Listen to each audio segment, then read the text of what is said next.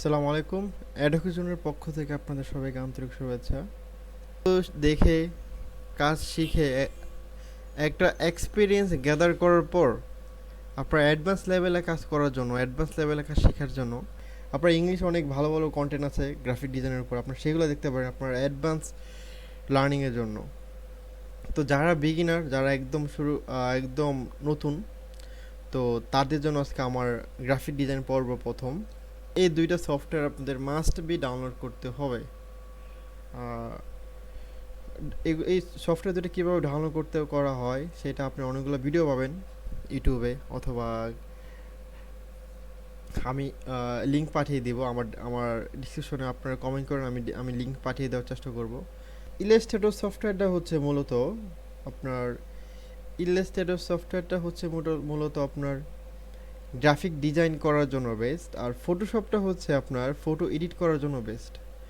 তবে আপনাকে graphic design শেখার জন্য আপনাকে দুইটা সফটওয়্যারই লাগবে, কারণ অনেক সময় আমরা ব্যানার, পোস্টার, বিজনেস কার্ড তৈরি করার সময় অনেক ফটো, অনেক পিকচার লাগে, যেগুলো সাইজ কমানো বাড়ানো লাগে, অনেক এডিট করা লাগে। সেক্ষেত্রে আমরা এই ফটোশপ থেকে এডিট করে নেই। আবার তারপরে অনেক কিছু ছোটোখাটো কাজ আছে যেগুলো আমাদের ফটোশপে কাজ করা লাগে, সেটা মকআপ বা অনেক কিছু আছে। তো সবই শেখাবো আমরা, যেহেতু আজকে আমাদের প্রথম পর্ব, সো আমরা ইলাস্ট্রেটর নিয়ে শুরু করি আজকে। তো আমার হচ্ছে ইলাস্ট্রেটর 2020।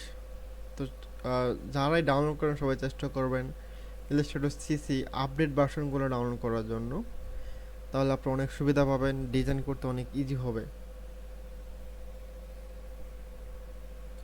আচ্ছা, তো ইলাস্ট্রেটরটা ওপেন হওয়ার পর আমাদের যে ইন্টারফেসটা আসবে সেটা দেখতে অনেকটা এরকম। তো আমরা নর্মালি যখন অফিস আদালতে কাজ করি, আমরা কিন্তু যখন কোনো কিছু ডকুমেন্ট লিখি বা কোনো কিছু করি, তো সেটার জন্য কিন্তু আমাদের অবশ্যই সেই খাতা, পেপার ওগুলো রাখার জন্য কিন্তু আমাদের একটা ফাইল লাগে, তাই না? সো আমরা যেহেতু একটা ডিজাইন করব, আমরা একটা আর্ট করব, বা আমরা যে ডিজাইনগুলো করব সেগুলো রাখার জন্য তো আমাদের একটা, যেখানে করব সেটার জন্য তো অন্তত আমাদের একটা বোর্ড লাগবে। যেমন আমরা পেপারে ডিজাইন করার জন্য আমাদের একটা পেপার লাগে, পেন্সিল লাগে, তাই না? তো সেম আমরা ডিজাইন করার জন্য আমরা প্রথমে একটা নিউ ফাইল ক্রিয়েট করব। তো আমি ক্রিয়েট নিউ এখানে ক্লিক করতে পারি, আবার ফাইল থেকে নিউ নিউ ফাইল থেকে নিউ এ ক্লিক করার পর আমার ইন্টারফেসটা অনেকটা এমন আসবে। তো আসার পর আমি যে আর্টবোর্ডে কাজ করব সেই আর্টবোর্ডটার সাইজটা আমি এখান থেকে মেনটেন করে, বা এখান থেকে আমি আমার চাহিদা অনুসারে আমি চেঞ্জ করতে পারবো। তো আমি চাচ্ছি আমার আর্টবোর্ডটা একটা বর্গক্ষেত্র অথবা চারকোনা বক্স আকারে হবে। তাহলে সেই ক্ষেত্রে আমি কি করলাম, উইডটা দিলাম 2000 পিক্সেল এবং হাইটটা দিলাম 2000 পিক্সেল। তার মানে কি, আমার আর্টবোর্ডটা হবে একটা স্কোয়ার, মানে যেখানে আমি কাজ করব, যেমন আমরা বোর্ডে যখন লেখালেখি করি, বোর্ডটা একটা আর্টবোর্ড, তাই না? সেম এখানে আমি একটা আর্টবোর্ড নিলাম, যে আর্টবোর্ডটার সাইজটা হচ্ছে একটা স্কোয়ার শেপের মতো। আর আমি আর্টবোর্ডের নামটা দিলাম, যেহেতু আজকে আমাদের প্রথম ক্লাস, সো আমি দিলাম এখানে class-1। তো আমি ক্রিয়েটে ক্লিক করব।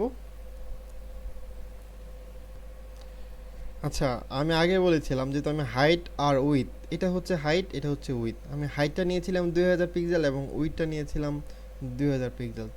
তো আমার হাইট এবং উইথ দুইটা সেম, সেই জন্য আমার এটা হয়ে গেছে একটা স্কোয়ার শেপ। আচ্ছা, যেহেতু আজকে আমাদের নতুন প্রথম ক্লাস, তো প্রথম ক্লাসে আমি সবাইকে কাজ শুরু করার আগে আমি একটা বিষয় ক্লিয়ার করে দিতে চাই। সেটা হচ্ছে যে আমরা এটা নিচ্ছে একটা আর্টবোর্ড। আমরা এই আর্টবোর্ডের বাইরে কোনো কাজ করব না, যা কাজ করব এই আর্টবোর্ডের ভিতরে। হ্যাঁ, আমরা অনেক সময় আর্টবোর্ডের বাইরে যদি কোনো কিছু রাখি, তাহলে সেভ করলে ওগুলো অনেক সময় থাকে না। তো আমরা যা কিছু ড্র করবো বা কাজ করবো সব কিছু আর্টবোর্ডের ভিতরে রেখে সেভ করব।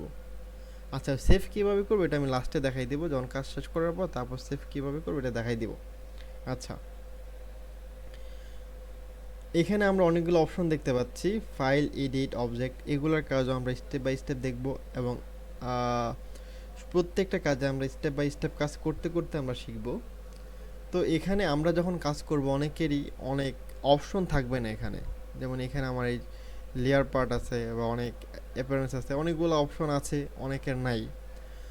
তো যাদের নাই আমি সবাইকে বলবো আমি এই যে এখানে আমার অটোমেশন সিলেক্ট করা আছে, সবাই অনেকের হয়তো বা এজেন্সিয়াল ক্লাসিক দেওয়া আছে। যেমন আমি যে এজেন্সিয়াল ক্লাসিক দিই, দেখেন আমার পুরাটা ইন্টারফেস চেঞ্জ হয়ে গেছে। আমি এটাকে আবার অটোমেশনে ক্লিক করে দিই। তো সবাই যদি অটোমেশন দেন তাহলে অনেকটা আমারটার মতো হবে ইন্টারফেস। আর অনেক সময় ইন্টারফেস না থাকলেও, অনেকগুলো অপশন না থাকলেই যে আমরা উইন্ডো এবং ভিউ এখান থেকেই আমরা অনেক যেসব অপশনগুলো নাই বা টুলবারগুলো থাকবে না সেগুলো আমরা এখান থেকে টিক চিহ্ন দিয়ে নিয়ে নিতে পারি, অথবা উইন্ডো থেকে নিতে পারি। ঠিক আছে? তো অ্যালাইন, এই সাপোজ অ্যালাইনের টুল, এই অ্যালাইন চলে আসলো, মানে আমরা যেটা দরকার আমরা সেটা জাস্ট ক্লিক করলেই চলে আসবে। উইন্ডো থেকে নিয়ে আমরা টিক চিহ্ন দিয়ে দিলেই চলে আসবে। ওকে, আমি আগে বলেছি যেহেতু একদম যারা নতুন তাদের জন্য আজকের ভিডিওটা, যেহেতু প্রথম পর্ব এটা। তো আজকে আমি যেই বিষয়টা নিয়ে আলোচনা করব সেটা হচ্ছে আমি এই selection tool, direct selection tool এবং পেন টুল, আজকে পর্বের এই তিনটা টুল নিয়ে আমি আলোচনা করব এবং এই তিনটা টুলের বেসিক একদম ক্লিয়ার করে দিব। আচ্ছা, আমি আগে একটা শেপ নিই।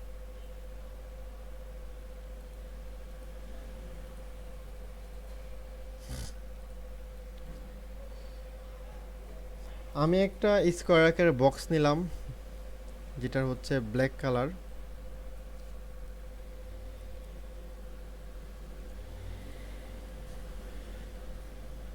তো আমি ব্ল্যাক কালারের একটা বক্স নিয়েছি। তো এখানে দেখুন, এখানে কিন্তু এই দুইটা টুলই দেখতে সেম এবং দুইটা টুলেরই কাজ কাছাকাছি সেম, বাট কিছু কিছু ক্ষেত্রে ডিফারেন্ট, একটু পার্থক্য আছে। সিলেকশন টুল, সিলেকশন টুলের কাজ হচ্ছে মূলত সিলেক্ট করা। আমি সিলেকশন টুল সিলেক্ট করে আমি যতগুলো আমার এলিমেন্ট থাকবে বা এখানে এলিমেন্ট থাকবে প্রত্যেকটাকে আমি আমার মতো করে আমি মুভ করতে পারবো। চাইলে আমি সবগুলাকে ড্র্যাগ করে আমি একসাথে ড্র্যাগ করে নিয়ে নিতে পারবো, সরাইতে পারবো। এটা হচ্ছে মূলত সিলেকশনের কাজে হচ্ছে এটা। আমরা ম্যাক্সিমাম সময় আমরা সিলেকশন টুলের মাধ্যমে আমরা মুভ করি।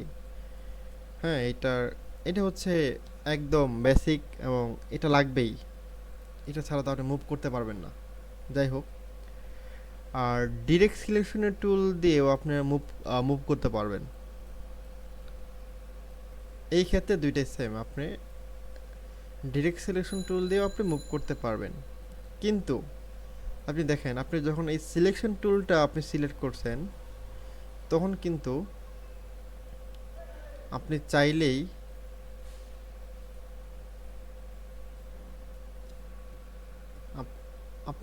কিন্তু আপনি এটাকে ছোট বড় করতে পারছেন। হ্যাঁ, আপনি আপনার মতো করে এই যে পাশ থেকে আপনি চেঞ্জ করতে পারছেন।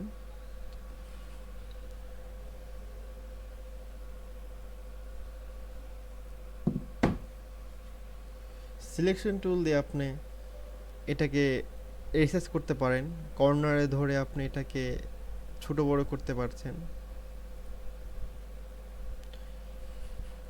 তাই না? আবার মুভ করতে পারছেন, সবগুলোকে ধরে মুভ করতে পারছেন।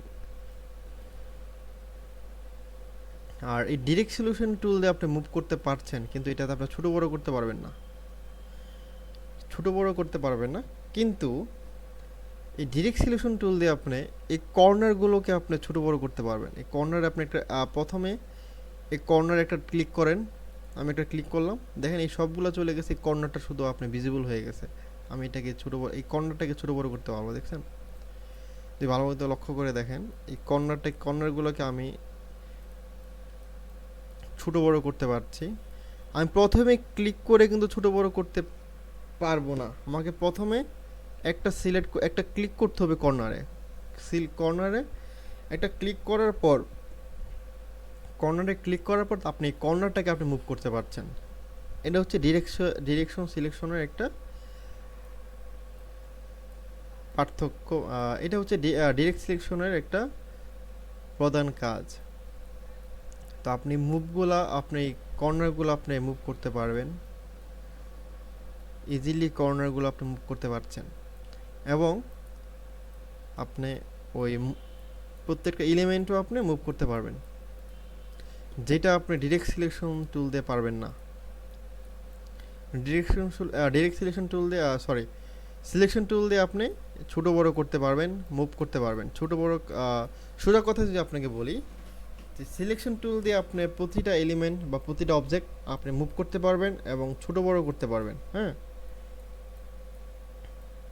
মুভ করতে পারছেন এবং ছোট বড় করতে পারছেন। আপনি আপনার এই মাঝ বরাবর যদি আমি এখানে রাখি, তারপর আমি ছোট বড় করতে পারছি, এখান থেকে আমি এই ছোট বড় করতে পারছি, আবার এখান থেকে পারবো না। এই যে মাঝ বরাবর এখানে একটা স্কোয়ারের মতো শেপ আছে, যে এখানে রাখার পর আমার কার্সারটা চেঞ্জ হয়ে যাচ্ছে, দেখছেন? তো আমি এখান থেকে আমি ছোট বড় করতে পারবো সিলেকশন টুল থেকে। আর ডিরেক্ট সিলেকশন টুল থেকে আমি এই কর্নারগুলো ছোট বড় করতে পারছি, আবার মুভও করতে পারবো। আচ্ছা, এই তো গেল এই সিলেকশন টুল এবং ডিরেক্ট সিলেকশনের দুইটা পার্থক্য। আচ্ছা, এই হচ্ছে পেন টুল। হ্যাঁ, এটা হচ্ছে পেন টুল।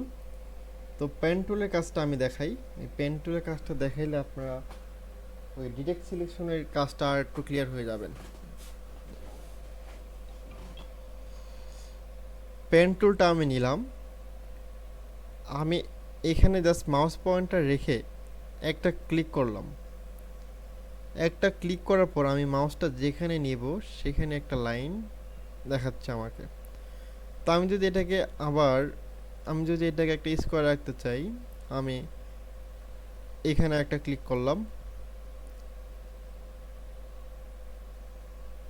আবার এখানে একটা ক্লিক করলাম,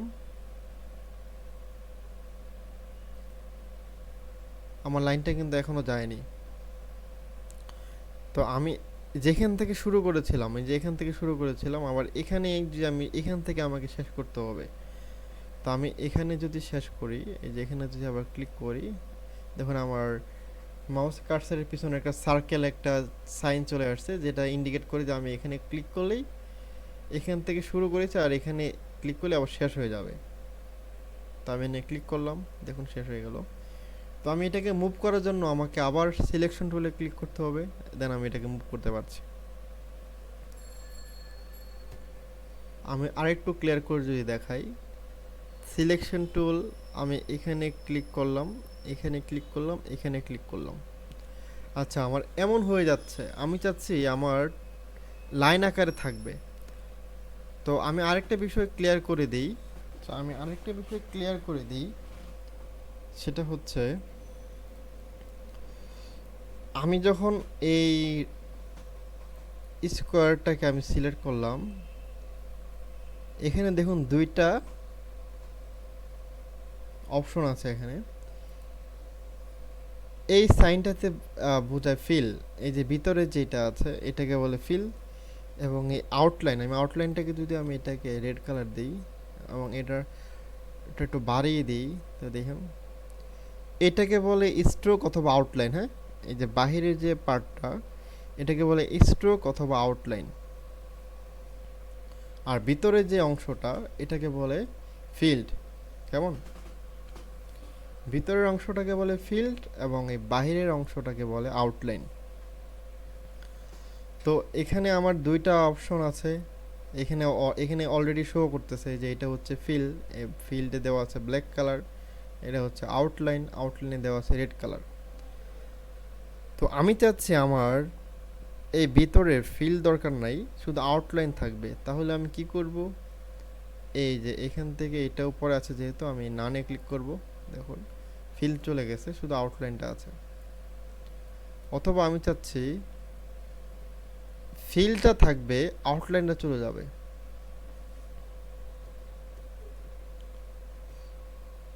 ফিলটা থাকবে, আউটলাইন দরকার নাই। তাহলে আমি কি করব, এই আউটলাইনে ক্লিক করব, দেন এখানে নান ক্লিক করলাম, চলে গেল।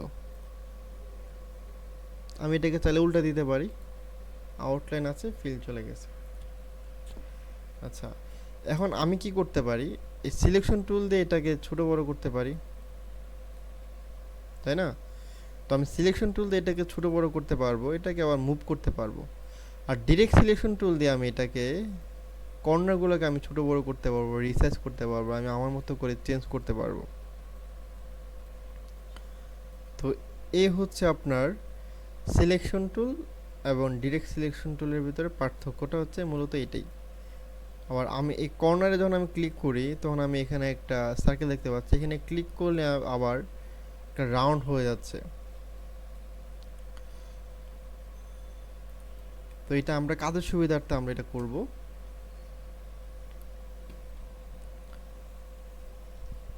তো এই ছিল আজকে বেসিক সিলেকশন টুল এবং ডিরেক্ট সিলেকশনের কাজ এবং স্ট্রোক এবং আউটলাইনের কাজ। তো আমি আরেকটা বিষয় ক্লিয়ার করি, আমি যখন পেন টুল নিব, তো পেন টুল নেওয়ার সময় আমি যখন এই যে আর্ট করব, দেখুন এই মাঝখানে ফিল চলে আসতেছে।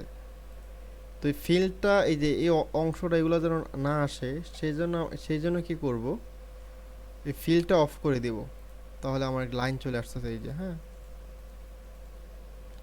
এখন আমার এই লাইনগুলোকে আমি চাইলেই এই সিলেকশন টুল থেকে আমি রিসার্চ করতে পারবো, আমি আমার মতো করে ঠিক করতে পারবো।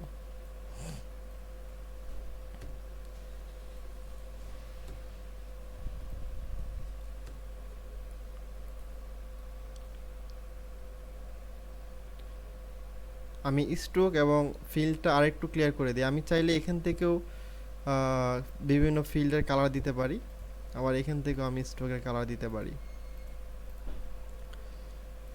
অনেকে এই দুইটা বিষয় অনেক কনফিউজ হয়ে যায়। এই বাইরের অংশটা হচ্ছে স্ট্রোক অথবা আউটলাইন, আর ভিতরেরটা হচ্ছে ফিল্ড। হ্যাঁ, তো আমরা কাজের সুবিধার্থে বা কাজ করতে করতে আমরা বুঝবো যে কোনটা আমাদের কখন দরকার বা কোনটা লাগবে না কোন সময়। তো এটা কাজ করতে করতে বা প্র্যাকটিস করতে করতে বুঝতে পারবেন, এটা এখন যেহেতু নতুন এখন বুঝতে পারবেন না। যাই হোক, তো আমরা আগামী ক্লাসে আমরা এই পেন টুলের কিছু কাজ আছে, পেন টুলের কিছু মেজর কাজ আছে, আমরা ওই পেন টুলের কাজটা কালকে আমরা ক্লিয়ার করব নেক্সট ক্লাসে। তো আজকে এতটুকুই। তো আমরা সেভ করার জন্য আমরা ফাইলে ক্রিয়েট করব, ফাইল থেকে সেভ এজ। তো সেভ এজ থেকে আমি আমার জি ড্রাইভে আমি সিলেক্ট করব class-1। সো আমি সেভ করে দিলাম। ওকে, তো আমি কম্পিউটারে গেলাম, আমার পিসি থেকে আমি আমার জি ড্রাইভে গেলাম, জি ড্রাইভ থেকে এই দেখতে পাচ্ছেন class-1। হ্যাঁ, তো আমি এটা ওপেন করলে ডিরেক্ট ক্লিক করলে আবার চলে আসতেছে। তো এই হচ্ছে আমাদের আজকের প্রথম পর্ব। তো